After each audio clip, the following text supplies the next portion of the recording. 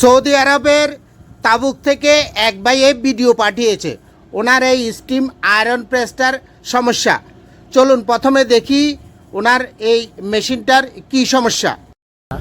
আমার এই যে মেশিনটা আছে না, আমি এটা চালু দেওয়া দুই তিনটা চাপ দিলে বুঝছেন, এটা দুই তিনটা চাপ দিলে এই যে এই জায়গাটা দিয়ে ছিদ্র দুইটা দিয়ে ছিদ্র দিয়েছে, এই জায়গাতে পানি আসে বুঝছেন নি, পানি আসে আর কাঁচরা ময়লা আসে, কাপড় দাগ করে যায়, এই যে এরকম আর কি বুঝছেন নি। চাপ দিলে পানি আসে দেখছেন, এক জায়গা দিয়ে আসে বুঝছেন।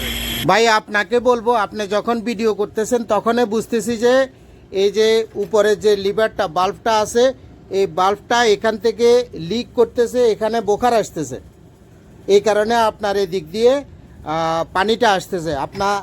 প্রথমে আপনি এই যে বাল্বটা আছে, এই বাল্বটার ভিতরে যে ফেব্রাটা কিংবা এই পুরো বাল্বটা আপনি চেঞ্জ করবেন, অর্থাৎ এখান দিয়ে যে বোখারটা লিক করতেছে সেটা আগে বন্ধ করবেন, এরপরে দেখবেন যদি ঠিক হয়ে যায় তাহলে ঠিক আছে, না হলে আবার আমাকে জানাবেন। ধন্যবাদ ভাই।